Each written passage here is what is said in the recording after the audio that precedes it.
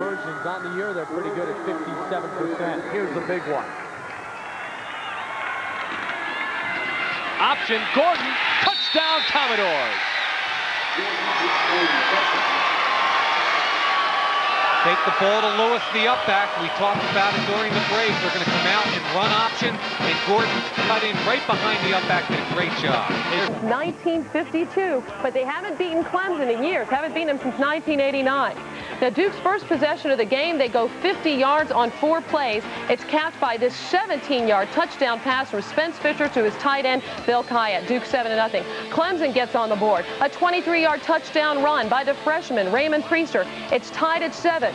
And then Duke's Ray Farmer blocks a punt, recovers in the end zone. That's the go-ahead score for Duke, 19-13. Ray Farmer, the hero of this one, that was his second blocked kick of the game. I'll have the rest. State and Michigan State, a couple of coaches who are in some trouble and always get some heat from the locals, George Perles and John Cooper, and the series that Ohio State has dominated when they go to East Lansing. They've won 5 of their last 6 in the land of the Greens. Second quarter, no score. Tony Banks finds Mill Coleman, who didn't touch the ball at all last week against Michigan, touched it with one hand and made a great catch there, but he had to leave the game with a sprained knee later. Dwayne Goldberg gets in from a couple of yards out, and the Spartans lead by 4.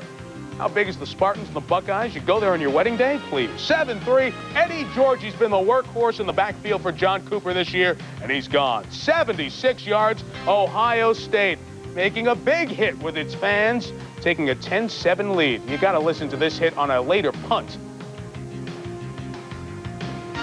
Believe me, it was loud and it was tremendous. Tito Paul was leveled, did the leveling, I should say, of Derek Mason, and Ohio State made the final big hit. A great block from Eddie George.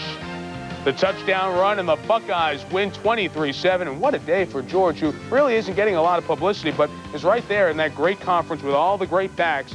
Michigan State goes 1-2 through its stretch against Wisconsin, the Wolverines, and today the Buckeyes. In the SEC, Vanderbilt against Georgia. Win was the thought at the top of their heads. It was not Georgia's day. This is the opening kickoff, and this is a problem. Bryce Hunter lost it in the high sky. It wasn't a safety. 2 plays later, it was even worse. Hines Ward, the true freshman, is hit. He fumbles, and it's an easy 7 for Robert Sheffield and company. 7-0 Vandy. Tough day for Eric Zier. Watch Eric Vance on this tip ball. You want to talk about athleticism and concentration? He's prone on his back, and he still comes up with the incredible interception. Vandy, a great day on the ground. Watch Jermaine Johnson explode through the hole. Throughout the day, the Commodores ran right in the mouth of the Bulldog defense. Weird play here. Zier tries to overthrow Corey Chavis. Yeah, it is tough when you go between the hedges, and there's a fence there. Chavis was okay, but Ray Goff's team has not been. Ronnie Gordon, another one of the very potent backfield, barking against the dogs for the Vanderbilt Commodores. Jerry DiNardo's team goes into Athens on homecoming. They're 0-3 in the conference and right now lead by 13 in the final 3.5 minutes of that one. Could be a great upset for Vandy and a very disappointing loss for Georgia as their defense continues to struggle.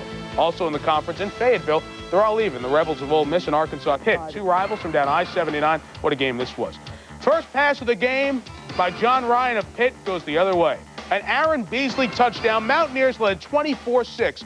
Their lead was 31-6. Back come West Virginia. Dietrich Gels, an 80-yard touchdown pass from Ryan. Some redemption for the quarterback.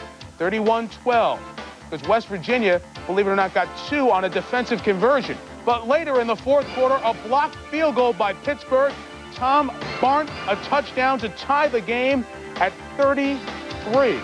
Don Nehlen is perplexed. So are all of us. 33-33 inside the final couple of minutes. And now the Mountaineers have just scored Rashawn Vanterpool, his second touchdown of the game. West Virginia leads the backyard brawl. What? They think the backyard's in the WAC this week? A wild one in the Big East. No problem for BC. They were playing Army at Giant Stadium in the Meadowlands, and there's a wild sequence. It started here last Saturday.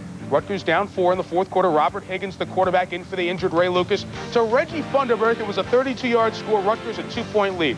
But the net for the extra point got tangled on the way up. So someone said, hey, we got to stall. They sent the horse out on the field. 15-yard penalty, unsportsmanlike conduct. After the penalty, the kicker has a 35-yard extra point. It hit the upright. Rutgers led by only 2. The coaches were unhappy. Army missed a 50-yard field goal. Rutgers won the game. The horse, yes, the horse will be with us this week. A new set of rules, and I'm carrying a gun with me on the sideline just in case we have a problem. The early report from Piscataway, New Jersey, no problems thus far as the Scarlet Knights lead Cincinnati. Rick Minter's team still winless. Ray Lucas is back in the game as you see his numbers. Houston and SMU playing at the Texas State Fairgrounds. The Cotton Bowl, rainy day right throughout Texas and most of the middle of the country. Cougar quarterback Chad O'Shea. Across the middle is tight end Chris Harrell, a 21-yard score. First Cougar tight end to catch a touchdown pass since 1985. Of course, you know that they went to the run and shoot. Right now, Houston leads SMU. This is an offensive explosion. The most points the Cougars had this year was 13 before this. In the fourth quarter, Kim Helton trying to get the win today. Louisville taking on Army. Oh, there's pageantry, the foliage, a beautiful day at Michie Stadium on the banks of the Hudson. 13-9 the Cards in the third, and Kevin Vaughn takes it in from 2 yards out. And the Black Knights, the Cadets Army, had a 16-13 lead then. They've now extended to 23-13. Louisville, which played so well knocking off NC State, they lose at Army as Army looks to go 2-4. Meantime, Auburn, 36-33 was the final. Steve Spurrier, he never lost an SEC game at home. For Terry Bowden, he just simply never lost as coach at Auburn. Frank Sanders, 28 yards on this reverse as Auburn regains the lead 22-14 at this point. Remember, Florida had never trailed in a game until this one this year. Terry Dean's fourth interception of the day. He had 5 coming into this game, and that one gets him yanked by Steve Spurrier. Danny Werfel comes in, and Werfel had a terrific day. 17 yards here to Ike Hilliard. He punches this one across at the goal line, and Florida's back on top 26-22. Two-point conversion was no good. But back comes Auburn on 3rd and 9. Looking for the first down. Patrick Nix to Andy Fuller. They get the first down, and they get a touchdown. 29-26, Auburn back on top. Back comes Danny Werfel. 28 yards to Jack Jackson. His second touchdown reception of the game, 24 in his career. That ties a school record. But Auburn comes back again. Patrick Nix, 8 yards to Frank Sanders, and that clinches it. This drive started at their own 45 with about 1:20 left.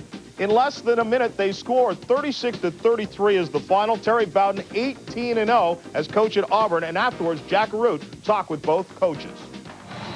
Steve, that's got to be a tough one. Well, it was a tough one. They made one more play than we did. We sort of messed it up when we had the lead, and they made a 4th and 10. When they made that, I knew it. When they made that 4th and 10, I knew we might be in a little trouble because that was the big play of the game. Well, the interceptions in the first half, they didn't help either. Well, I made some bad calls on those. Yeah.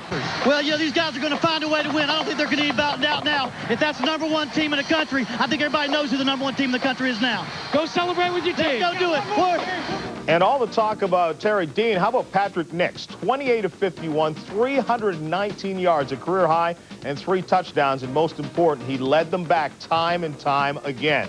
Nebraska, hey, they'd love to have a quarterback. Tom Osborne had to have a walk-on, Matt Turman, in there, so why not keep the ball on the ground? And Lawrence Phillips, 3 yards, 7-0 was the score for Chad May. Not a bad day, but he was pressured a lot. Sacked here by Jeff Olson. Threw his first interception in 158 attempts. 17-6 was the final. Matt Turman and Brooke Behringer, just 11 attempts through the air. And why not keep it on the ground when you have Lawrence Phillips? 117 yards in 31 carries and the touchdown. Texas A&M against Baylor. Texas A&M cannot go to the Cotton Bowl. Baylor can. So very important matchup for them, but they're down by 10. 31-21 is the score. Corey Pullick, 2 touchdown passes, one of 23 yards, one of 75 yards. Washington, another team on probation, shutting out Arizona State, 16-0. Damon Heward, a 34-yard touchdown pass to Ernie Conwell. Maryland, the Terrapins, having not a bad season. Their defense starting to come around, but they lose again for the 5th straight time to North Carolina, 41-17. Curtis Johnson, 94 yards. Leon Johnson, 90 yards on the ground. UTEP losing to Colorado State. Colorado State's Anthony Hill, 2 touchdown passes. They're already had their best start since 1919 and trying to add to that. BYU facing Notre Dame. The Fighting Irish lose for the 2nd consecutive week. That hasn't happened since back in 1991. John Walsh, 19 yards here to Jamal Willis. That made it a 13-7 lead, and they hold on for the victory. Ron Paulus actually was pulled in this game, replaced by Tom Krug late. but the Irish lose 21-14. Virginia Tech with just one loss this year. That was to Syracuse a couple of weeks back, and they get the win against East Carolina today, 27-20. Maurice DeShazo, 14 of 27. The backfield as a tackle eligible. He's a defensive tackle, and 22-0 was Utah out of the WAC. Kansas, Tom Osborne went to his third-string signal caller, Matt Turman, a sophomore walk-on who stands in at 5'11", 165 pounds. Today he would face the undefeated Kansas State Wildcats and their quarterback Chad May, who is a sure first-round draft choice for the NFL next year. And there is Turman, completely in control. The idea, just keep it on the ground, give it to Lawrence Phillips. He goes in from 2 yards out. Big Red up 7 in the first quarter. But then Bill Snyder's defense started to key on Phillips and shut the Cornhuskers down. Phillips takes a swing pass, but goes nowhere, drilled by Scott Beach. Tom Osborne looking a little concerned. Then Chad May gets the Cats offense going. Looking over the defense from the shotgun. He's going to fling it downfield to Mitch Running, who runs 29 yards for the touchdown. They missed the extra point. It was 7-6 Nebraska. Second quarter, Cats still on the attack. Kevin Lockett, a spectacular catch for 32 yards. Was he in bounds? Yes, indeed. Look at the feet. Great catch, great concentration, but they missed a field goal. It was still 7-6. Next possession, May loses his Big 8 record for consecutive passes without a pick. Troy Dumas finds the stops the KSU drive with a pick. Huskers still up 7-6 as the Cats continue to waste their chances. Second half action. The Huskers try to spark the offense. They bring in Brooke Behringer. He's the one who had the partially collapsed lung, and it works. Jeff Makovica slams up the middle, 15 yards for the score. It was 14-6, Big Red.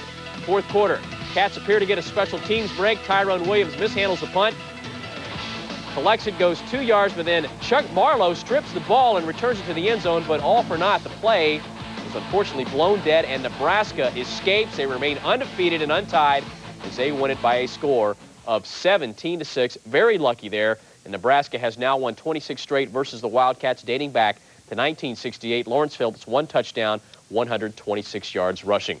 At the Big House in Ames, but so far no one has stopped tailback Napoleon Kaufman and his run at the Heisman Trophy. Today in Seattle, Kaufman needed just 76 yards against the Arizona State Sun Devils to reach 1,000 yards for the season. First quarter, Huskies driving. Damon Ewart finds Ernie Conwell, 35 yards for the touchdown. Washington up in this one, 7-0. And Napoleon Kaufman shows why he is a top Heisman candidate. 27 yards on the scamper here. That would set up a field goal, and the Huskies had a 10-0 lead. Second quarter, more Napoleon Kaufman on the screen. Picks up some great blocks. Looks like he's going to go all the way, but look what happens. Trips over his own lineman. Sun Devils catch a break, but they couldn't capitalize. Their quarterback, Jake Plummer, intercepted by Ink Aliga. He goes 24 yards for the touchdown. The PAT was blocked. Huskies up 16-0 in the half. Third quarter, more Huskies. Ewart steps back, hits Eric Bjornsson, 17 yards for the touchdown to make it 22-0. Yes, indeed. Now 35-0 in the fourth quarter. The Huskies rolling in this one. Texas A&M down in the Southwest Conference. They win it over Baylor. The final score there was 41-21. That is 24 straight home wins in College Station. Colorado State last week, they upset Arizona. In the fourth quarter, they're leading Texas El Paso by a score of 45-9. North Carolina all over Maryland in the ACC. The final there, 41-17. North Carolina, 335 yards rushing in their win over Maryland there, looking pretty good. All right, with a loss to Boston College for today, they would try to get back on track against Brigham Young. If you can't beat the other Catholic school, might as well try to beat the Mormons. What the heck? Cougars, though, coming in looking for the upset in South Bend. Irish, though, would draw first blood. Randy Kinder takes a handoff, cuts it to the sideline, and he is off to the races. 41 yards for the touchdown. Notre Dame up 7-0. On the ensuing kickoff, Jason Cooper can't handle the short hop. It bounces around, and Notre Dame dives on it. But they couldn't capitalize. Stephen Schochner, wide right from 37 yards out. Second quarter, Ron Paulus fumbles the snap. Brigham Young recovers. That doesn't please you-know-who. John Walsh was happy about it, though. He finds Jamal Willis in the end zone. BYU takes a 13-7 lead. But Ron Paulus would answer back. Derek May stretches out to catch that one from 7 yards to make it 14-13 Irish. Then Scott Zuniga got the shot at a field goal. It's blocked by Chad Lewis. The Cougars punched it in Willis gets airborne for the score. BYU up 21-14, fourth quarter. Schroffner again. This time he misses wide left. Missed 3 field goals for Notre Dame. Ron Paulus trying again. The clock running out. Mark Atuya coughs it up. Justin Goheen recovers for the Irish. Back in quarterback Tom King in the 4th down. Fires the incomplete pass across the middle. Lavelle Edwards boys pull the upset. They win it 21-14. Notre Dame has lost 3 times this season, so not only are they not going to win a national championship, they now would be in a bowl game on New Year's Day as they were held to 115 yards rushing. Virginia Tech, the Hokies, 7 was the final there, and Boston College 45-28. Clemson Tigers taking on the Tech today. It would keep it out of East Carolina's hands and would keep the Hokies from getting into the kind of trouble common to ECU's opponents. The Pirates had racked up 87 points in their previous 2 games, and they came in leading the nation in takeaway turnover ratio. But at Dowdy-Ficklin Stadium in Greenville today, in spite of East Carolina's plus 2.2 takeaway to turnover ratio going in, the Pirates made only 1 fumble recovery, lost 2 fumbles, had a pass picked off for a -2 on the day, and a 7-point loss. Out to the WAC, UTEP at undefeated Colorado State. 7 yards for the touchdown. Don Neyland smelling a victory because his Mountaineers were up 31-6, and you figure, hey, they've got this one in the bag. But no, they didn't. Fourth quarter, Pitt battling back. Tom Barnt returns the block punt. The big guy rumbles and stumbles, 70 yards for the touchdown, and the point after would tie this one up at 33 all. Now, under 2 minutes, West Virginia strikes back. Johnston hits Vanterpool again. 80 yards for the touchdown. The Mountaineers pull ahead 40-33. You figure, hey, okay, now they've got the ball game won. But Pitt still had some life. 41 seconds left. John Ryan, Chad Askew, 5 yards for the score. Johnny Major says, go for 2. And that's exactly what they do. They fake the pitch. Ryan dives in for the conversion. Pitt now led 41-40. But it still wasn't over. 21 ticks left. Johnston to Zach Abraham. Another long touchdown pass. West Virginia holds off Pitt. 47-41 was the final there as Chad Johnston threw for 376 yards. Corey Klaus, who was picked out, has to make a half-court shot. Giroux, let's go! Get this place going! Get it going!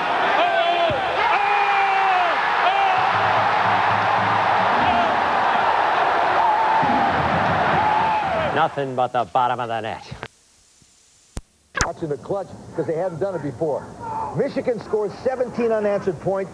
From that time, Penn State turned it up every single time, offensively and defensively. You got to give them a lot of credit. They deserve to win this game. And really, the side that I looked to was the defense. Penn State's defense, when they had to in the 4th quarter, they stepped it up. They slowed down that 17-point spree that Michigan took off on. To me, that was the key to this football team. They've got the offense. The defense was able to slow them down. And joining us now, Coach Joe Paterno.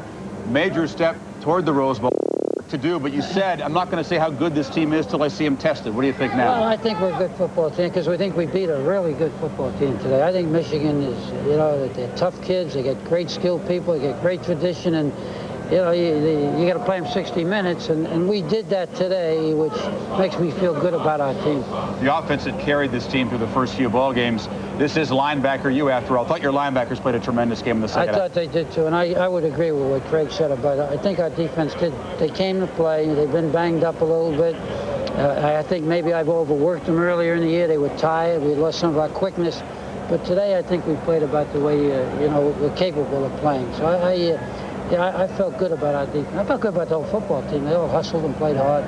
Joe, the #1 football team in the nation, Florida got beat. The number 2 team, Nebraska, only won by 11. You win this game. Do you think you should be #1?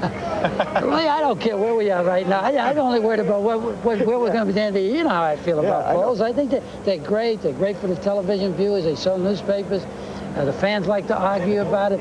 But, you know, 1 week from now, 2 weeks from now, I may be moaning about why we're not ranked 25th. Who knows? So I'm not upset about it. But the question's going to come. It's going to come. Who's going to be #1? When somebody asks you about your team, what makes you the #1 team right now? I don't know. You tell me. I haven't seen everybody else. I think we've been as good as anybody I've seen. That doesn't mean we're the best team, but I have not seen Auburn, to be frank with you. Saw Florida. Saw a lot of Florida last year, particularly because we played Tennessee in the ball game. I think we're a good football team. We'd be a match for anybody, whether we're the best one or not. You know, I think you got to play it out. The thing about the new rules with 85 scholarships where a couple of kids get hurt. The good football teams will overcome that. That's the thing that impressed me so much about Michigan early in the year, when they won a couple of big games without 3 or 4 starters. We won a big game without a couple of kids having a lot of practice and one starter not playing. And I think that those are the things that will make you a national championship football team. And I think you got to play out the schedule before you can start saying we're number one, somebody else is number one. You just got to play the whole baby out and see what you can do when you're banged up and so forth. Your fans are screaming Rose Bowl. Kijana Carter was down in the end zone after the winning touchdown, screaming right in front of me, we're going to the Rose Bowl. Do you have to guard and keeping your team down to earth? Still some tough games, Illinois, Ohio State, Michigan State. We have 5 tough weeks ahead of us. We have an open week this week, which doesn't light me up. I think the off week we had before the Michigan game was a big help to us, but this one isn't going to help us. But we gotta get everybody calmed down and realize there's a lot of football left to play. But you're the new front runner. We thank you for joining us, Joe Paterno. Congratulations, a big win. Ann Arbor belongs to the Penn State fans tonight. 31-24 is the final. Get you back to Mike in a minute.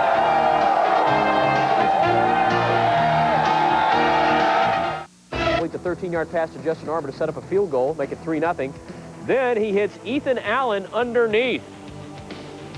And look at this guy go. A 68-yard play deep into USC territory.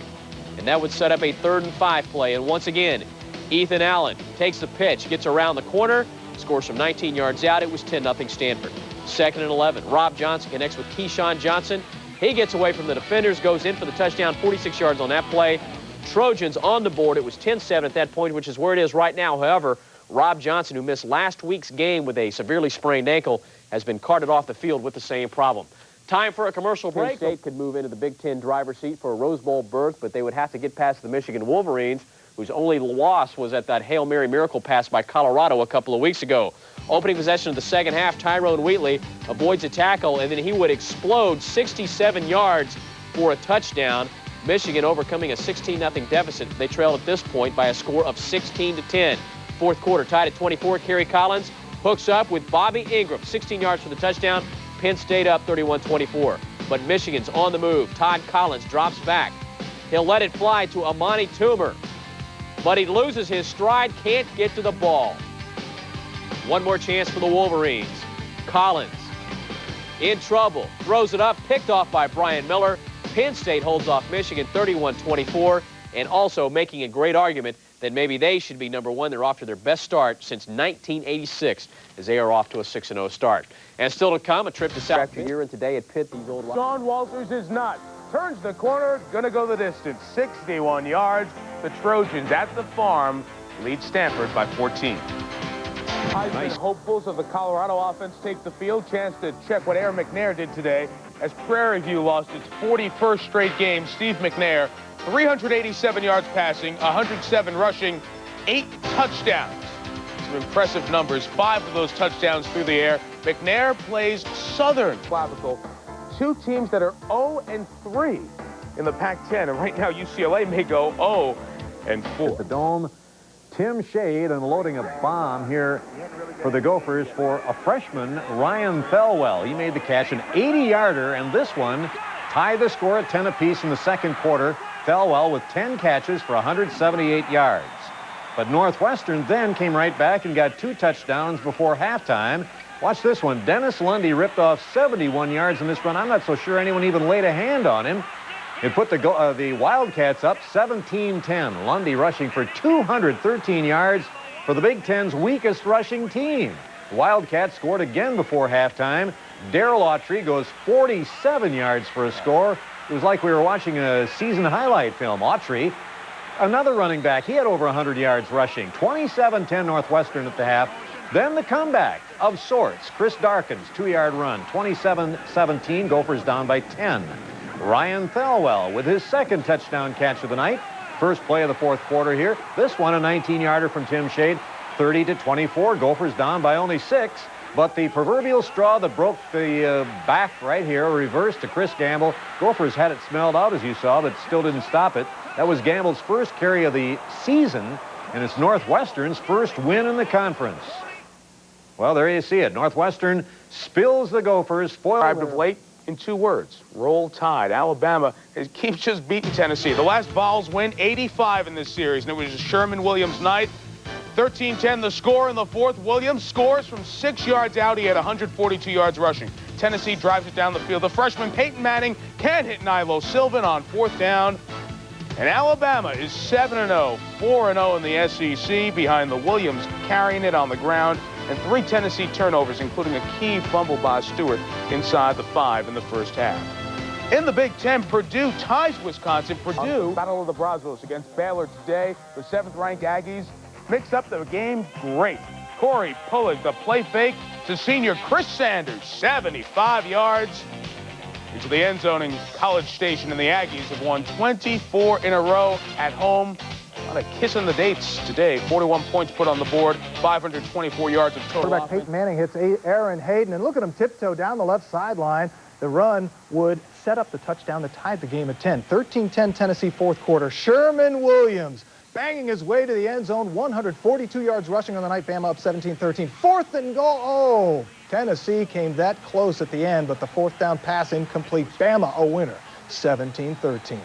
Now the top Buffaloes had to get themselves up once again. Oklahoma in town, where they found one heck of a running back and a team thinking Orange Bowl. Rashaan Salaam at 117 yards rushing in the first quarter alone. OU had 11 total yards in that first quarter. A second quarter touchdown made it 14-0. Another touchdown made it 21-0. Rashaan Salaam, 4 touchdowns in the first half alone. He had 161 yards as well in the game.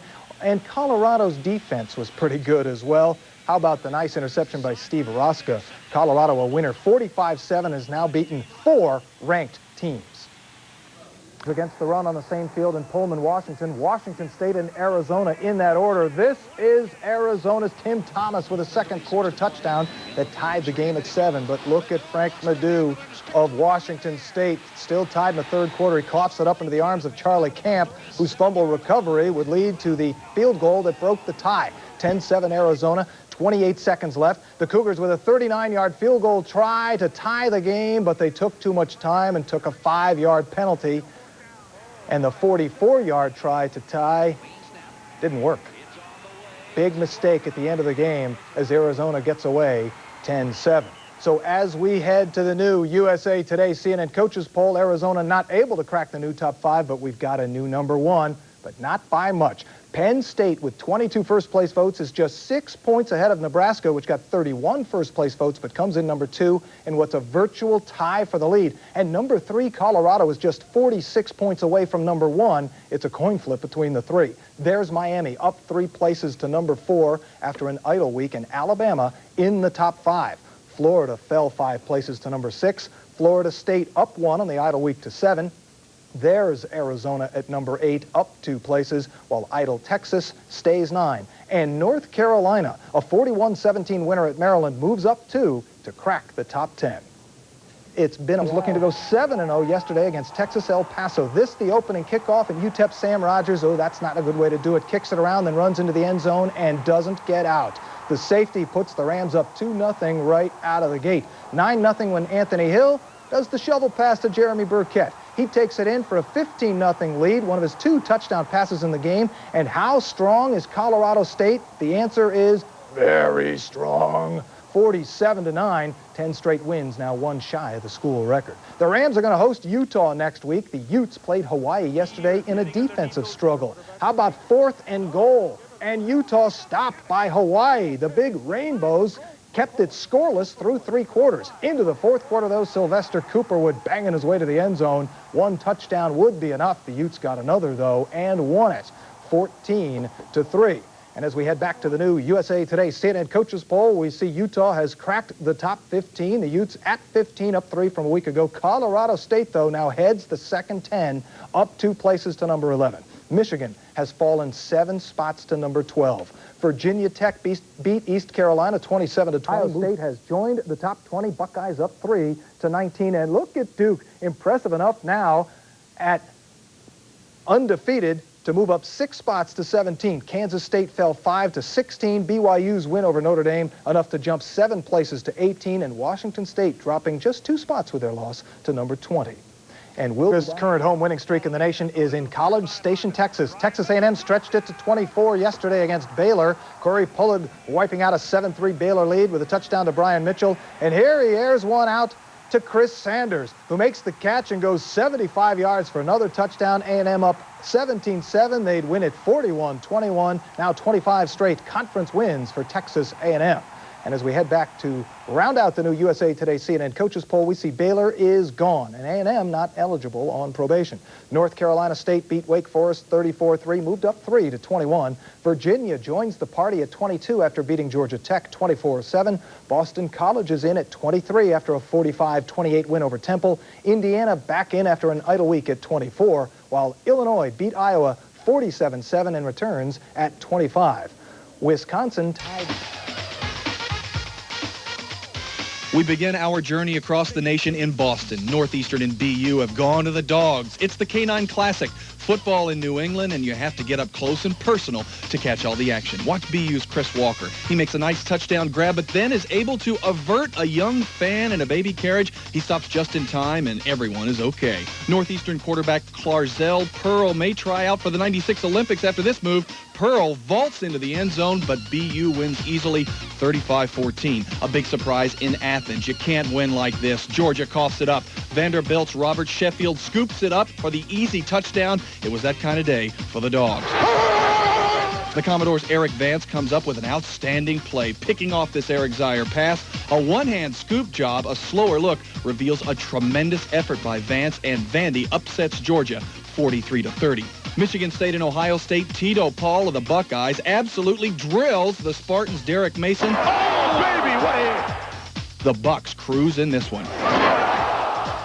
A tough day for the nation's leading rusher, Napoleon Kaufman of Washington. He breaks into the clear against Arizona State. Nothing but stripes in front of him, but Kaufman is tripped by teammate Frank Garcia. Kaufman can't believe it. Hey, you're on my team. Kaufman in Washington, though, beat the Sun Devils by 21. And finally, Joe Paterno's blood pressure was sky high during the final minutes against Michigan. Hey, Joe, you might want to try decaf. But, of course, a few minutes later, Jopa was telling his players to chill out. You can do that when you've won 2 national titles.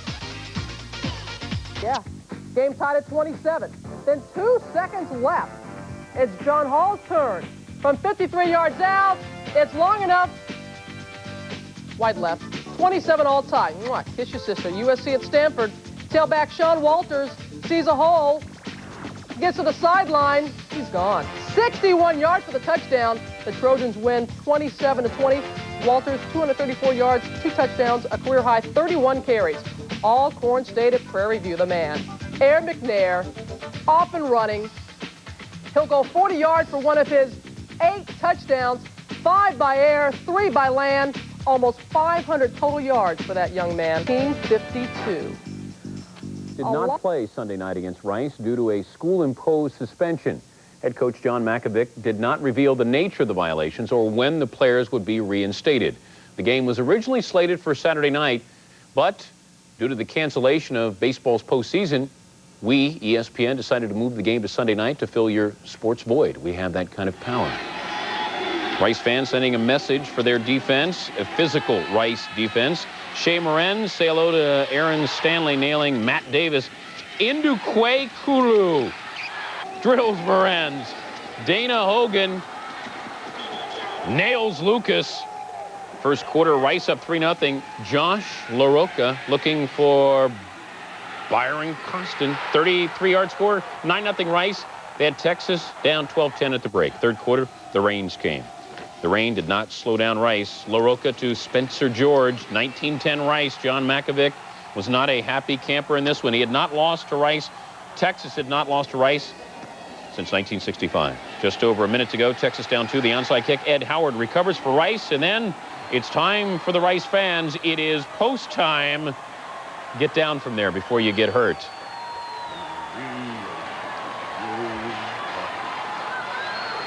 Take it to class with you on Monday, I guess, right? 19-17, the final. First win over Texas since 1965. I think that's 7 presidents ago, Keith, snapping a 28-game losing streak in the series. Time of possession, the big story here, Rice had the ball almost 40 minutes. Following the game, Dan Debenham fought for his life trying to find his man. Dan? Thanks a lot, Dan. We are with an excited Ken Hatfield. Forget about the winning streak being over for Texas. I know what your goal was, and you stated it to your team. You wanted to get to the Cotton Bowl. You are now in the lead in the Southwest Conference race. You are headed right now.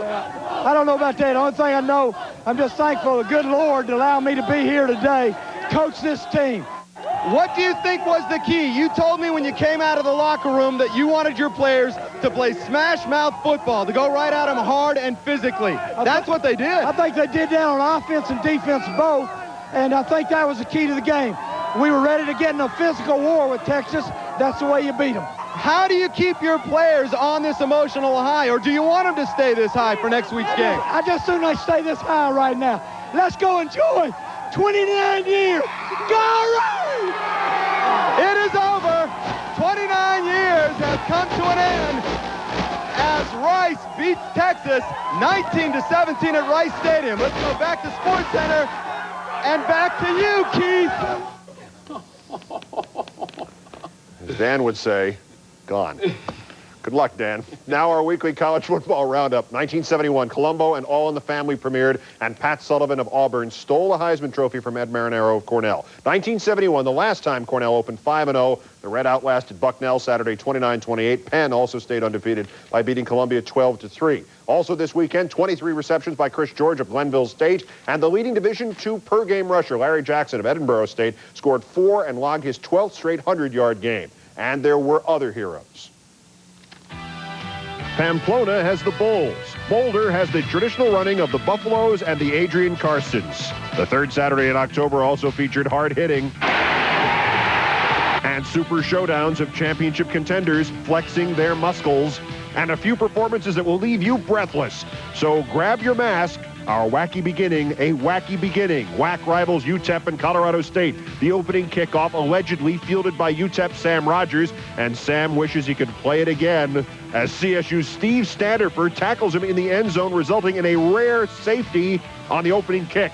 The undefeated Rams went on to bury the Miners. Showdown Saturday spotlighted the nation's powerhouses in unfamiliar roles. Porter's got the big rush on Nix. He floats one in the end zone. It is caught. Touchdown Auburn! Sanders caught it! Number 1 Florida ultimately found itself on the short end of the scoreboard for only the second time in 28 games at the Swamp, and Heisman hopeful Terry Dean found himself on the bench after having been picked off by the Tigers 4 times. Auburn's Brian Robinson led the defensive charge with 3 intercepts, while Auburn QB Patrick Nix had his second straight 300-yard game, 319 yards and 3 TDs to boot. Terry Bowden's Tigers with a school record 18th straight win. His perfect mark, giving him the best percentage start in college football's modern era. Barry Switzer did not lose his first game at Oklahoma until his 30th contest. And we went to great lengths to bring you this week's top rusher from the first ESPN camera on the moon. A spectacular day for New Haven's Roger Graham. Earlier, he'd set a Division II mark with 25 consecutive 100-yard games. On Saturday, he found the defense of American International quite friendly. Graham scooped up 304 yards and 3 scores, but amazingly, he also had 75 yards and 2 touchdowns called back due to penalties. Tulsa's Solomon White proved a wise option for the Golden Hurricane offense. White had 27 carries, 265 yards, 3 scores, including this personal best 93-yard run. USC's Sean Walters was again the Trojan workhorse, 31 carries for 234 yards, 2 TDs as they stopped Stanford. Ohio State's Eddie George shattered Michigan State for 219 yards rushing. George's 76-yard touchdown run, the longest Buckeye run from scrimmage in 13 years. And Butler's Arnold Mickens did it again. Mickens dazzled Dayton for 203 yards on 54 carries, adding to his Division I AA record with his 6th straight 200-yard game. Oregon State literally ran over the Bruins at UCLA. They offered no resistance to the Beaver ground attack. 63 rushes for 425 yards with quarterback Ron Shanklin and J.J. Young each gaining over 150. Shanklin completed the upset of UCLA despite attempting just 4 passes and finishing with 0 passing yards. It was UCLA's 5th straight setback. But take heart, Bruin fans. You could beat Prairie View. The Panthers suffered number 41 in a row at the talented hands and feet of Alcorn State's Air McNair. McNair not only passed for 387 yards and 5 TDs, he also ran for 107 yards and 3 more scores. McNair now has compiled 3,376 yards of total offense and is responsible for 34 touchdowns this season. The best finish of the weekend, the aerial circus between West Virginia and Pitt. 92 seconds left. Mountaineer quarterback Chad Johnston finds Rashan Vanterpool for 81 of his 205 receiving yards, and WVU takes a 40-33 lead. But it's not over. Pitt rallies behind backup quarterback John Ryan. The 5-yard TD pass and the subsequent 2-point conversion, giving the Panthers a 41-40 lead with 38 seconds remaining. But it's not over. Enter the Pitt prevent defense. 24 seconds to go. Johnston. They run a game. Tyler Young forces it. He's got a man down the sideline. Oh, he's got it! He's got it! Touchdown, West Virginia! Zach Abraham and the Mountaineers are back on top with 15 seconds to go. Your final, West Virginia 47, Pitt 41. Johnny Majors looking for his second win in this tenure at home. They've only won one home game in the last 2 years, trying to do it here. Quarterback John Ryan, how wide open is Dietrich Jelson through the blown coverage secondary. 61 yards for the score. Great block, too, by the receiver, Billy Davis. Ryan has thrown 3 touchdown passes, the latest to Chad Askew. Right now, Pittsburgh leading Temple by 21. They're getting close to halftime in Pennsylvania. West Virginia out of the conference, leading college. Rutgers Scarlet Knights on hand to take on Dan Henning's ball club with visions of a bowl berth. But a lot of turnovers in this game. Amari Walker going for a first down, drops the ball right here. Boy, hard to make it to a bowl game if you're giving up the football. Terrence Wiggins next play with the pick. Well, that helps to get it back. Sure does. But then they turn it right back. Ryan Sheridan, number 43, comes up big for Rutgers. Man, that was a 1-on-4 he threw into. 3 turnovers in less than 30 seconds. David Green, though, breaks one here, 60 yards. Great highlight. This young man had a lot of speed, great power, and just a tough guy. Curtis Tribbett brings him down. Same drive, second quarter. Mark Hartzell 3 yards out at 7-0 BC. Watch this. Ray Lucas from 7 yards out, the backflip pass to Battaglia. Boy, that is Houdini. Houdini. And he gives it up to Battaglia. Big guy out of New York. I like him a lot. Ties the game at 7. Watch the strip. Kitano gets it right there. Oh, that's super. And that's not by accident, folks. That is planned. You go out and get the strip. And that cost Boston College an opportunity to set up the winning field goal. 7-7 the final, even though the Eagles had the ball by a margin of 2-1 over the Scarlet Knights. That should never happen. Miami paying a second consecutive visit to West Virginia with revenge on its mind, and Frank Costa airborne here to Chris T. Jones. Dave, that was a super route. A down and up. He kept it in and got the score. 52 yards on that play. 6-0 Miami. Danielle Ferguson, a 1-yard run. That makes it 12-0. Then Costa again.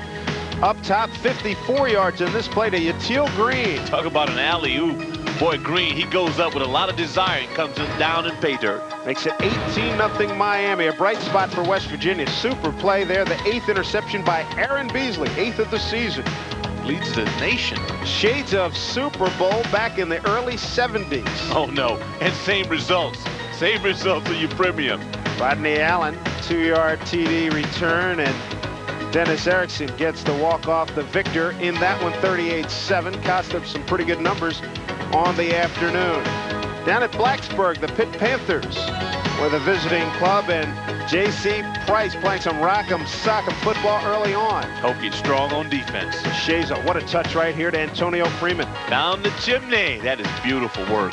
7-0 Tech at this point. Brandon Simonis leads that blitzing defense. DeShazo right here, a 43-yard pump and go to Brian Still. Still with a great catch. Boy, that's Lynn Swan performance. Next play, Dwayne Thomas. Good to have him back after the injury. 17-0 Tech. And then Antonio Freeman again, this time a Deion Sanders impersonation. Boy, that is beautiful. This is Dave Sims, folks, in his dreams. 31-0 Virginia Tech. Antonio makes it look easy. Prime time. 45-7 the final. Texters roll. Setting up the big matchup against Miami. And in Philadelphia last week, home of the Liberty Bowl, Syracuse and Temple. And a hometown hero indeed, Marvin Harrison, number 8. Went to Roman Catholic High School. That made it 21-7 Syracuse, and then the reverse makes it 28-7. Well, Harrison goes home, gets some home cooking, and he just went berserk. Fourth quarter now. And the Owls, Jeff Frederick, a senior, his brightest moment of his career, 74 yards in the punt return. Less than 5 minutes left in the game, 49-35. Syracuse in the lead. Okay. Owls would come back to make it close. And there's your final. And the Owls, most points in a long time. It was an outstanding. Been a juggernaut this year. 27 points at least in every game the Buffs have played. They went up against the black shirt defense. Not Batman, but the black shirt defense of Nebraska. Oh, Nebraska had good offensive play as well. Corey Schlesinger, the fullback, was established in a factor early. 14-yard score, 7-0 Nebraska. Tom Osborne still worried. Second quarter, 3rd and 3. Brooke Behringer threw the ball today. Eric Alford, the tight end, had a big day. 15-yard gain. Same drive. The shovel pass to Abdul Muhammad jukes his way down inside the 5 to the 1-yard line. Clinton Childs scored to make it 17-0. Cordell Stewart couldn't get on track all day. Colorado trying to come back. Stewart looking deep for Michael Westbrook on 3rd and 4. The closing speed, Tyrone Williams, the DB, knocks it away. The nail in the coffin would be Behringer. On play action, down the line of scrimmage, and the tight end behind the defense. It's Alford again, a 30-yard score. It was 24-0 Nebraska. Colorado had to go for 4th down several times in this game in the second half, but the rush of the black shirts and the pressure, too much. And Nebraska not only wins its 9th game again this year, something they just continually do, but they dominated Colorado 24-7 to remain unbeaten, hand the Buffs their first loss, extend the home winning streak in Lincoln to 22, and it's now 26 straight seasons with 9 wins for Nebraska. Also going on today, another unbeaten team at home. Auburn taking on Arkansas and in some trouble. 7-3 Arkansas in the 3rd. Patrick Nix, who gave up a touchdown with an interception earlier, finds Frankie Sanders, 44 yards. Auburn takes a 10-7 lead at Jordan-Hare. But the Hogs come right back down the field. Barry Lunny Jr. plunges in from a yard out. 14-10 Arkansas. But Auburn answers right back down. Stephen Davis, he's been a load to bring down this year, well over 100 yards. He's scored twice now. Auburn leading 24-14, about 10 minutes left in that one, as Auburn trying to grind it out on the ground in the second half to win a 19th straight game. Duke unbeaten. Florida State unbeaten will only last another 8 or 9 minutes in terms of real time. Bobby Bowden and company pouring it on. 14-6 in the second. What a play fake. Danny Cannell airs it out to Kes McCorvey. A 45-yard gain, and on the next play, Cannell fires to Omar Ellison. Great touch on the ball. 2-play, 71-yard drive. FSU rolling against Fred Goldsmith's team. 28-6. And Warwick Dunn takes the handoff, the leg to the left, the move to the right, and he's gone. 32 second quarter points for the Seminoles. At Doak Campbell, no problem now. 52-13 is the current score. 52-20, rather, is the current score. Duke will lose for the first time and in the conference. FSU will break Maryland's record of consecutive conference wins that they had at 21 as a share. It'll now belong to the Seminoles in the next 8 minutes of game time or so. In the Southwest Conference, Texas and Texas Tech. Important game. Texas 1 conference loss, Tech 2. And thus far, Tech, Zebby Lethbridge, the quarterback's had a good day. Stacey Mitchell, a 7-yard catch, 13-0 after the PAT was blocked. Spike Dykes would turn his quarterback loose again. This time, Zethridge, the redshirt freshman, finds Scott Ayler crossing underneath. The 10-yard score, and then Lethbridge, a 2-point conversion. 21-3 into the locker room at halftime and back out now in the 3rd quarter. Each team has lost to Rice this year, so a second conference loss for Texas would keep Tech in the picture and put Rice in control of its own destiny for the Cotton Bowl. BYU hosting Arizona State. Lavelle Edwards' team, they play Utah towards the end of the year, so they still have a bit of a hope in the WAC, but in some trouble. Bad luck here for John Walsh, intercepted by the freshman Thomas Simmons, who's going to keep it and get going. And this made it 17-0 Arizona State. You know, the Pac-10 has just been beaten up on by the WAC, but ASU has added another field goal. And pass for one as well. Texas, a loser to Tech, hooking up with Sheldon Bass here, 25 yards. It was 7-0 at that point. 33-9 they roll. Zebby Lethbridge with 3 touchdown passes. The Pac-10 has been beaten up by the WAC this year, but Jake Plummer not impressed. 83 yards to Keith Poole. That makes it a 36-7 lead, and they hold on for that easy victory right now in the 4th quarter. Jake Plummer has 3 touchdown passes. Kansas State over Oklahoma, 21-6. Chad May with 2 touchdown passes. NC State against North Carolina. and the Tar Heels lead it 21-3. Jason Stanisic, 21 yards to Leon Johnson, who does most of the work here to make it a 14-0 lead. Leon Johnson also has a 3-yard touchdown run. Notre Dame, the Fighting Irish, were down 7-0 to Navy, but that was about it for the Middies because Notre Dame has come back with 51. Navy's had a couple of late touchdowns, 51-21, as Emmett Mosley has 4 touchdown runs. Boston College makes it 9 straight over Army. 30-3 is the final there. Omari Walker has 3 touchdown runs on just 4 carries. Illinois leading Northwestern is now final 28-7. Johnny Johnson had 2 touchdown passes. Purdue and Iowa hooked up in a tie, 21 apiece. Billy Dicken had a 28-yard touchdown pass to Brian Alford. 21 apiece is how it winds up. Memphis having a good year, but losing to Louisville right now, 10-0. Anthony Shellman had a 1-yard touchdown run. Air Force against Wyoming. Air Force had a terrific day last week against Fresno State, and against Wyoming, 34-17, another big win. Preston McConnell had 3 touchdowns, 2 through the air and 1 on the ground. Steve McNair of Alcorn State, his team is losing, and he was injured in the game going for a 2-point conversion. But just the same, Steve McNair has a couple today over Texas El Paso. It was all fun in Rice Stadium. Already 10-0 Utah in a second. It's Charlie Brown, 27 yards for the touchdown, 17-0 Utes. On their next possession, it would be Brown again, diving through from 3 yards out. The Utes with a 24-0 lead over UTEP. And Brown wasn't done. He gets outside. He's going to turn on the speed. He's going to go 43 yards for the touchdown. Utah up 31-7 as Brown had 4 touchdowns on the day. Quarterback Mike McCoy, 1-1 through the air. Robert Claiborne hauls it in. He's gone 62 yards down the sidelines. Utah leading at 52-7 in the 4th quarter. And that's where it stands right now as Utah looking to go 8-0 for the first time since way back in 1930.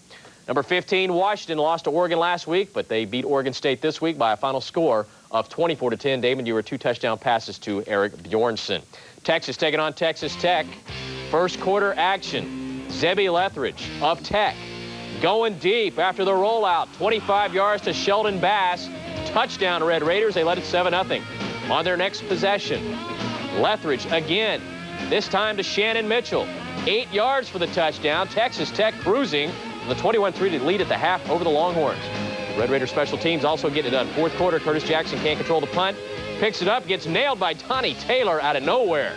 Next play, more defense. Anthony Holmes gets the pitch, but Sean Banks is there to make the tackle, get the safety, 33-3 Tech.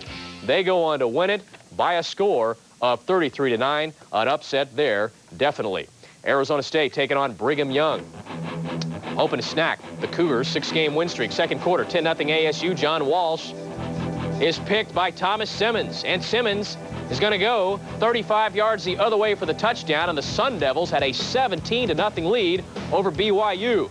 3rd quarter, it was 29-7. Adding to it, Jake Plummer deep to Keith Poole, 83 yards for the touchdown. Sun Devils cruising over the BYU Cougars. 36-15 was the final in Provo. Checking some other scores, 23rd ranked Kansas State lost to Colorado last week. They beat Oklahoma by a score of 37-20.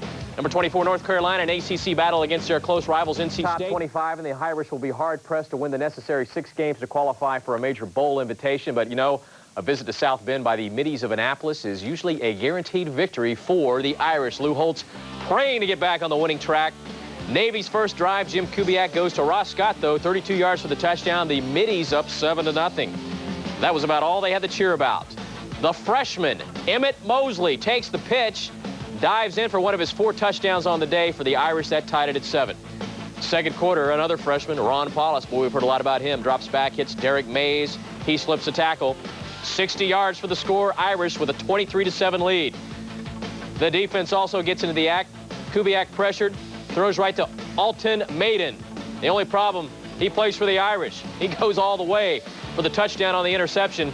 Notre Dame rolls to a 58-21 victory. Mosley, 15 carries, 83 yards to go with the 4 scores.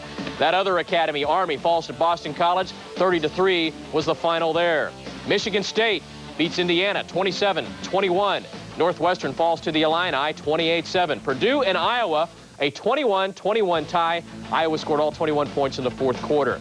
Tennessee over South Carolina 30 31-22, Peyton Manning had 3 touchdown passes for the Vols. Ole Miss over LSU, 34-21. That ends a 4-game losing streak.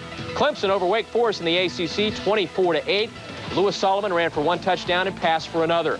Maryland rolls over Tulane, 38-10. Scott Milanovich, 3 touchdown passes. He had 4 last week. Kansas over Oklahoma State, 24-14. That's their 4th straight 5-win season. Iowa State falls to Larry Smith Mizzou Tigers, 34-20 was the final there. That's 3 straight road wins for the Tigers. Pitt over Temple, 45-19. John Ryan, 4 touchdown passes. Vandy edges by Northern Illinois, 17-16. Northern Illinois outgained Vandy 316 to 236 on the ground, but not enough. Baylor rolls over Houston 52-13. That's 40-plus points in 5 of their 9 games this year for the Bears. Rice and Texas Christian. Texas Christian wins it 27-25. Louisville taking on Memphis. They lead it in the 3rd quarter by a score of 10-3. Air Force over Wyoming, 34-17. Preston McConnell, 7 of 11, 142 yards, 3 touchdown passes. He also ran for 114 yards and another score. In the Ivy League, it was Brown over Cornell, 16-3. Princeton falls to Columbia, 17-10. Harvard over the Green, 35-12. Ouch. And Penn beats Yale by a score. Tie for first place in the Pac-10. Danny O'Neal, 15 of 28, 162 yards and a touchdown. Around the country. Immense day. 20 yards for the score. 3 first-half scores for Carter. Penn State 7-0. Bobby Ingram. Oh, nice catch of the Collins pass. 21-0 Lions. 2nd quarter, it's 28-0. The Arsenal. Everybody. What a catch by Mike Archie. Takes the hit and holds on. 35-0 Penn State to the locker room. Oh, they did make a mistake. They stumbled on their way into the locker room. That was about the only first-half mistake for the Nittany Lions. It's now a final at Beaver Stadium. 63-14 for those who said they had to win big. Boy, did they win big. And Ki-Jana Carter had an immense day. May have moved himself to the top of the Heisman race. Penn State unbeaten, 7-0. The matchup of unbeatens in the Big 8, unbeaten. Would they stay that way? They were down 14-10 early. Stephen Davis took over the 4th quarter. A 1-yard plunge here made it 17-14. Next possession, this is Auburn's bread and butter play this year. Sweep to the right and let Davis take the rest. 24 yards to make it 24-14. And later in the 4th, Davis puts the exclamation point. Have we seen this play before, folks? Coming again. 53 yards. He is gone for the touchdown. 246 yards, 3 touchdowns for Davis. Auburn has won 19 straight. Tigers are at 8-0. Looks like they may get to the Iron Bowl unbeaten and might find Alabama there just the same. In the Southwest Conference, one of the unbeaten, untied teams getting a blemish on its mark. SMU ties Texas A&M. A&M had to score a touchdown and get a 2-point conversion in the 4th. SMU missed a 43-yard field goal in the final minute to end up with a hard-earned tie in San Antonio. That game was played. Utah remains unbeaten. No problem with WAC opponent UTEP. Mike McCoy, 3 TD passes in this one. The Seminoles of Florida State against If Oregon was able to hand Arizona its first conference loss today, all of a sudden you could have a 4-way tie in the Pac-10 by the time the night was done. The Ducks' defense is very good. People don't know a lot about them, but today in Eugene, they came up very strong against the Desert Swarm. It's 9-3 Arizona in the 4th. The offense, Danny O'Neal to Josh Wilcox, 15 yards, 10-9. They're going berserk in Eugene. Next possession for the Cats. 1st and 10, Dan White looking for Lamar Lovett. Big coverage. 2nd down, Chad Cota breaks up the intended swing pass. It's 3rd down. He's going to look for Lovett again. Once again, terrific defensive coverage. So he's got to go for it on 4th down. Back to the wall, down 1, no timeouts, 4th quarter. White spots Carrie Taylor over the middle, but Alex Molden, you saw number 1 a lot on that series. 3 key plays behind the defense, leading the Pac-10 in turnovers forced. Oregon beats Arizona. And now if Washington State wins, we'll update their score in a second, we could have a 4-way tie at 4-1 atop the Pac-10.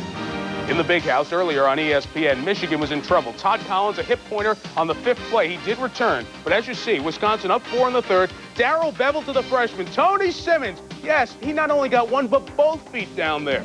24-13, 4th and goal. Collins has to go for it. Jay Remersma in the end zone. 2-point conversion failed, a 5-point lead. Did you see that block by Ty Wheatley? He can run him and he can knock him down. But early in the 4th, Brent Moss on the ground, 106 yards. 2nd effort gets him in. Michigan taking it on the chin. 3 home losses for the first time since 1967. The Wolverines under Moeller had not lost in consecutive years to the same team, but Wisconsin changes that with a second straight victory over the Wolverines. In the Southwest Conference, a Tech questionable call. That should not have been intentional grounding. It was called such. And this was late in the second quarter, a key play because the Canes took over in good field position. Frank Costa throws one of those balloons, and the big receiver, Yatil Green, comes down with it. They're happy in Cane land. Miami's unbeaten in the conference, improving their overall record to 6-1. Canes winning their 12th straight every meeting they've had with Virginia Tech. Next week, it's Miami and Syracuse, big one in the Big East, likely for the conference title in the Dome.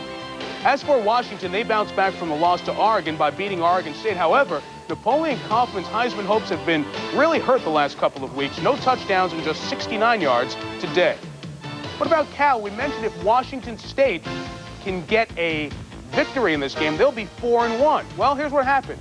Cal had just scored a touchdown, but Torrey Hunter on the blocked extra point takes it the other way. So the Palouse posse helping out with a defensive 2-point conversion for Mike Price's Cougars. This has been a wild game. Special teams have been the story. Cal has just blocked this punt, and they would eventually take it in. So right now, Cal is leading Washington State. Still in the first quarter with 4 minutes left. The score is 19-2. Shocking development. Washington State usually doesn't give up this many points. Special teams have held. The extra point is good. Yanni Uezoke with the Cal touchdown, and the Bears lead by 18 at home. Washington State needs this win to stay in the Rose Bowl running. Kansas State beat Oklahoma, an embarrassing loss for Oklahoma. It's becoming very tough now for Coach Gibbs. They're 4-4, 500 in the conference and 500 overall. And North Carolina wins at home against North Carolina State by 14. NC State's first conference loss. North Carolina is at 3-2 as the pack behind Florida State tightens up. We told you it was 20-2 Cal, but back comes Washington State on 4th and inches. Chad Davis to David Nuff. They go in 3 plays later. They're down 5 and have the ball back. Inside the track to the Rose Bowl, but it was mostly thorns early first quarter. Dan White hits Richard Dice for 31 yards. That catch led to one of 3 field goals by Steve McLaughlin. The Ducks would quack back fourth quarter. On 4th down, Danny O'Neal dropped as passes incomplete, but an interference call keeps the drive alive. A few plays later, O'Neal hits Josh Wilcox 15 yards for the touchdown. Oregon shocks Arizona by a score of 10-9, a wild celebration. Oregon hasn't been 4-1 in the conference since 1970. Number 15, Washington bounces back from a loss last week to Oregon. They beat Oregon State by a score of 24-10. Damon Ewert, 2 touchdown passes, both to Eric Bjornson. Arizona State on the road taking on Brigham. Miami having trouble early. Michael Williams gets a hand on the punt. That would set up a field goal, and the Hokies strike first with a 3-0 lead. But just before the half, Frank Costa lets loose. Yatil Green comes down with a sweet grab. Miami goes on to beat the Hokies by a score of 24-3. Miami has beaten Virginia Tech now in all 12 meetings. Third touchdown of the game, 21-19 in the 4th. Down 2, they're going for 2 for the tie. Corey Pullock to Brian Mitchell. Wide open in the end zone. Both teams missed long field goal attempts in the final minute of play. SMU's Ben Crossland wide right from 43 yards out with 28 seconds left. So A&M gets a tie in that game at Texas next week, a little less significant. A&M is nicked up. So with them on probation, not able to go to a bowl, they don't figure to have much of an argument in the national title debate. Miami against Virginia Tech. That's Rohan Marley. Tore a knee ligament in this game. He's out for the rest of the year. In the second quarter, questionable call. That was called intentional grounding. Frank Beamer was irate, and rightfully so. Why? Because after a punt, Miami got the ball in great field position, and Frank Costa uses the height advantage of Yatil Green, a 25-yard catch. The only way Tech could stop the Canes was to take their head off. Vicious face mask on Danielle Ferguson, but Ferguson gets a little bit of revenge. 2-yard out score as Miami went up 24-3. That was the final score. Great defensive day, too, for Ray Lewis of Miami. The linebacker had 17 tackles. In Seattle, that's a great catch by Eric Bjornson, the converted quarterback to wide receiver. He and Damon Heward hooking up twice for touchdowns. It was 24-10. With the loss, Oregon State guarantees a non-winning season for the 24th straight year. But Napoleon Kaufman with 21 carries for 69 yards. He's been stopped of late. We'll try to get better next week at the Farm. Also in the Pac-10, Washington State and Cal. Great day for football in Berkeley. Didn't start out well for Washington State. A totally messed up punt results in a Ted Manning touchdown. Cal led 20-15 at halftime, but back comes Washington State. Chad Davis on the option. It's a 2-point deficit. Going for two. Davis looks for Kevin Hicks, the senior, out of the backfield, makes the catch, and he, barely breaks the plane. It's the Pac-10. If you're close to the end zone, it's good.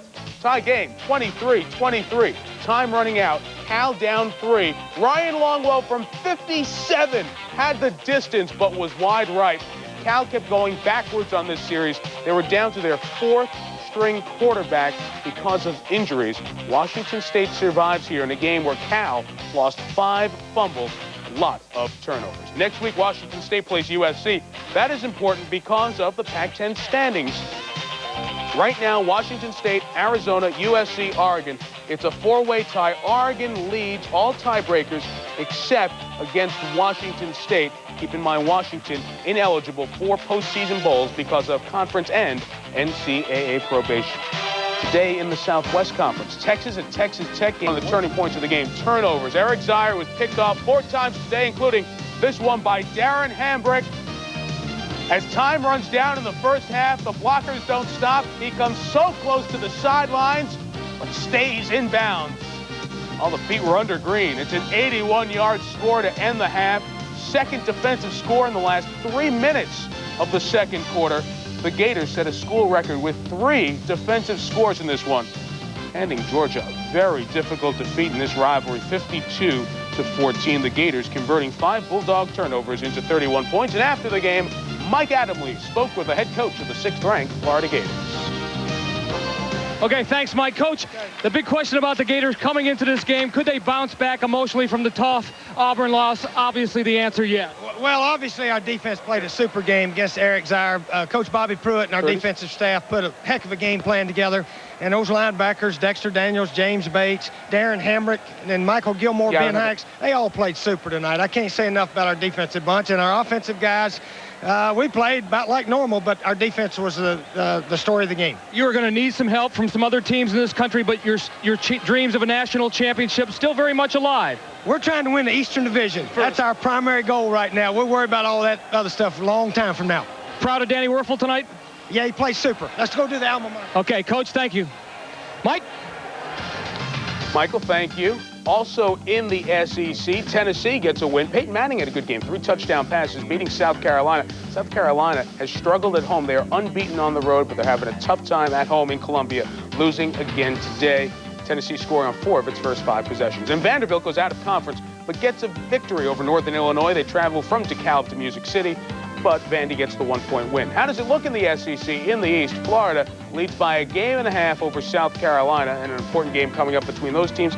Tennessee, you see, they're at 500. They'll be favored in their last 4 games, and a good opportunity for the Vols, despite a tough start, to make a bowl appearance. Lost by 20 to the Rainbow Warriors, who are in the mainline, taking on San Diego State tonight at the Murph. Billy Blanton, who's filling in nicely for Ricky Gutierrez, the injured quarterback. Blanton finds Will Blackwell. Are you kidding me? That's a true one-handed catch by Will Blackwell. That's the best catch I've seen today. San Diego State leads Hawaii by 14. Hawaii looking for its first WAC win. Doesn't look like they're going to get it. New Mexico is taking on Fresno State. Stony Case, second in total offense in the NCAA. Keeps it, 11 yards for the score. New Mexico keeps playing close games. Right now they're leading Fresno State. By the way, Stony Case is going to med school. He was awarded this week an $18,000 postgraduate scholarship towards his med school education. Congratulations to him. He's a pretty darn good football player as well. In the Big Ten today, Illinois and Northwestern. Coach Gary Barnett of Northwestern closed practice this week. He said this was an important one. A game we can win. It's homecoming at Dyke Stadium, but Illinois had all the fortune going their way. Johnny Johnson on the roll. Barely got that pass off a wobbler, but Jasper Strong caught it from the conference win. J.J. Stokes played 5 catches, 94 yards, in the game-winning 2-point conversion. Emmett Mosley, 84 yards rushing and 4 touchdowns, 1-0, advancing to 2-5 in the SEC. Steve McNair really worked his way back in. What a great game he had. Avoids the rush. Now we'll find Kobe Jenkins, who will break a tackle, a good receiver. Gets into the end zone, a 28-yard score against Samford today. Samford jumped out to a big lead, but Alcorn charges back. Less than a minute left. 45-37, Alcorn down 8. McNair has nobody open. He's going to try to do it himself. And watch this effort. Smelling the goal line, diving for it and breaking the plane. for his second rushing touchdown of the day. Let's go with 4 passing touchdowns and another NCAA record, I should say, eclipsing the mark of Neil Lomax in the passing yardage category in this 45-45 tie. As for the Heisman story, as we mentioned, some of the candidates really found hard times this afternoon with their efforts. Let's look at the specific numbers, starting with Air McNair's passing performance to go with his 2 rushing touchdowns. We saw Eric Zeier picked off 4 times by a very aggressive Florida defense tonight. Also on the Heisman watch, Ki-Jana Carter, as Penn State continues to roll, so does he. 4 touchdowns, career best day. And Kerry Collins, the nation's #1 rated passer, missed just 4 passes on this day. Napoleon Kaufman defenses are putting 7-8 in the box and shutting down the Washington running back. And even though Nebraska won, Lawrence Phillips' stats weren't up to where they have been, his lowest output of the season. Rashaan Salam did get over 100 yards, had the lone Colorado touchdown. Cordell Stewart, any hopes that he had of winning the Heisman kind of went out the window with the defeat and the poor effort today. We'll see the Heisman Trophy coming up in about 6 Saturdays here on ESPN. As for where the front runners shake down now after today's action, let's get the guys' opinion. Back out to Lincoln and Chris. Thanks, Mike. December the 10th is the big day when someone will be presented with one of these guys on ESPN. We have Mike Rogier's trophy alongside. A lot of Husker fans would like to see the trophy stay in Lincoln. Lawrence Phillips, don't know if his candidacy was unbeaten. What a day for Dave Dickinson, the quarterback from Montana. Scrambling, looking. Hey, Scott Guernsey, where are you? Hey, Guernsey, touchdown, 14-7, Montana. Later in the first quarter, Dickinson from the 18 finds Shalon Baker. And look at his effort and the receivers blocking in Montana as well. 21-7. This time, Dickinson does it alone, a 6-yard keeper. He had 510 yards passing, a school record 57 career TDs. Montana will remain #1. Arnold Mickens that we mentioned from Butler. Over 200 for the 8th straight day, over 2,000 for the year. They only have 10 games, as a matter of fact. And he says, hey, if you're thinking of Steve McNair, 1AA player, think about me for the trophy in Manhattan on December the 10th. Mickens, along with the Delaware runner. Scoreless Werfel hooking up with Chris Doering. They would hook up again later. 14-0 Gators in the first. Georgia's Eric Zeier, awful day. 4 interceptions. That's 9 INTs in his last 3 games for Zeier. Darren Hembrick making something happen off of one of them, going 81 yards. And check out this play. It looks like he's going to step out of bounds, but he doesn't. Florida scored 3 defensive touchdowns in this game. That's the first time they've ever done that in school history. 52-14 the final. The 52 points, the most ever points scored by Florida against Georgia. The 5th straight win over Georgia for Florida. Danny Werfel's numbers, 19-34, 209 yards, 2 touchdowns, and 2 INTs. At the Orange Bowl, tough break for Miami. SMU has come along so well since the NCAA's death penalty was lifted in 1989. Coach Tom Rossley recently had his contract extended, despite just 1 win this year and but a pair the year before. But playing Texas A&M is still a death sentence. The Mustangs outscored by nearly 200 points in their last 5 meetings with the Aggies. But they were up 14-0 in this one that was being played at San Antonio when the A&M starts its comeback. Rodney Thomas almost lost his footing and then goes the rest of the way from 35 yards out. It's his 3rd touchdown of the game. They're still down by 2. Corey Pulig pulls back and just pops it in the end zone for the conversion. Brian Mitchell catches it, ties it at 21. They had to hold on. SMU missed a 43-yard field goal that would have won it. Instead, though, the tie snaps the Aggies Southwest Conference record at 26 straight league wins. The Mustangs' Raymond Flanagan passed Doak Walker and Don Meredith on the school's total offense list. At the Big House, Michigan looking. Tar Heel Jimmy Hitchcock flips Rod Brown of the Wolfpack. 3rd quarter, Marcus Wall. The diversion, pitched the other way. The reverse, he goes in from 5 yards out. Leon Johnson had 133 yards and 3 touchdowns for Carolina. They win it easily, 31-17. The Utes of Utah, Washington. And it's the Beavers and the Huskies. Damon Heward hits Eric Bjornsson. That's a 33-yard touchdown pass into the corner. And as long as that was working and Napoleon Kaufman wasn't, he had an all-time low 68 yards. Do it again! Great catch by Bjornsson, and it's a 30-yard strike this time for Eric. The Huskies win it 24-10. They have won 17 of 18 versus the Beavers. Washington State. Across the USA with our surprise of the week. For the first time since Thanksgiving Day 1991, Texas A&M did not win a Southwest Conference game. Raymond Flanagan's 2 touchdowns helped SMU to a 21-13 advantage. But Rodney Thomas's 35-yard run plus a 2-point conversion salvaged a 21-all tie ending the Aggies' 26-game conference win streak. Another unbeaten escaped Saturday unscathed. Junior solely silenced a raucous Jordan-Hare Stadium crowd with this interception. The big lineman runs about a 5.4, but Arkansas led 7-0. Patrick Nix, though, kept with it, finding Frank Sanders behind the defense for the 44-yard score. Then Terry Bowden just turned it over to Stephen Davis. All he did was rush for a career-best 246 yards and 3 scores as Auburn's win streak reaches 19. Are you feeling a little woozy this morning? Your world spinning around? Then you must be Damon Sumner. Headache courtesy Anthony Dorsett Jr. Or Ron Childs of Washington State, chasing down Nail Benjamin when, boom, the lights go out thanks to fellow Cougar Torrey Hunter. This is how not to defend a return. In a word, overzealous. This is the proper way. In a word, medic. Tony Anderson hit that hog so hard, he even knocked himself dizzy. We'll try to keep our feet under us as we finish off this segment. Stoney Case was rock solid at Fresno State last night. The New Mexico senior quarterback ran for 3 scores and passed for 2 more in a 49-32 win. And Hawaii losing at San Diego State 38-23. One for the books for the Aztecs. Will Blackwell one-handed. By 2, Penn State, Nebraska could be headed towards another split national title. On Saturday, the Nittany Lions handed Ohio State their worst loss in 48 years. The Huskers proved their mettle by blowing by previously unbeaten Colorado. You see the bowl poll.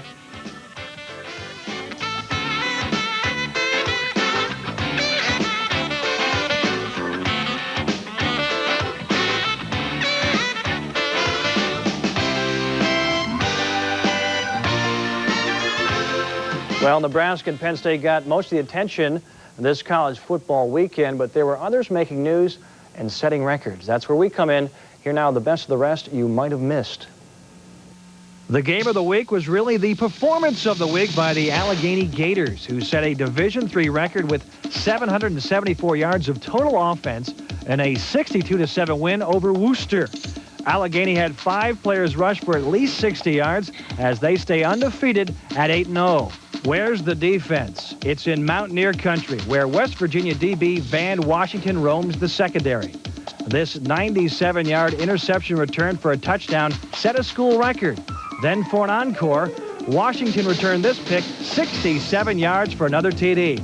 He intercepted another pass in the 3rd quarter. Our list of top passers is for members of the 500-yard club only. Topping the charts and calling all the right plays is who else but Alcorn State's Steve Air McNair. With Saturday's 563-yard performance versus Samford, McNair passed Neil Lomax in Division I AA career passing yards. Sitting atop the Division I AA polls are the Montana Grizzlies and Dave Dickinson, who threw for 510 yards and 3 TD passes, giving him the school record with 57. The best air show might have been by Bob McLaughlin from Division II Lock Haven. McLaughlin was 34 of 55 for 520 yards and 5 TDs in a 53-44 win. Our honor roll of top rushers is led by Southern Connecticut State University's Ellis Robinson, who ran for a school record 303 yards in the Owls' 17-9 win over American International. Topping that was Missouri Southern's Albert Bland, who was anything but with a 321-yard 5 TD game versus Washburn. Bland had 223 yards in the first half, a Division II record, and his 321-yard total is the best by a Division II runner this season. Indiana's Alex Smith only rushed for 100 yards, but that was enough to make Smith just the 4th freshman in the 99-year history of the Big Ten to gain 1,000 yards. He is 170 yards shy of the freshman conference record of 1,240 yards set by Darrell Thompson in 1986. Don't worry, we haven't forgotten about Butler's Arnold Mickens, who rushed for his 8th consecutive 200-yard game. Mickens' 244 yards gives him 2,111 for the year, setting a new Division I AA record. Oh yeah, strike the pose, Arnold. And this Thursday night on ESPN,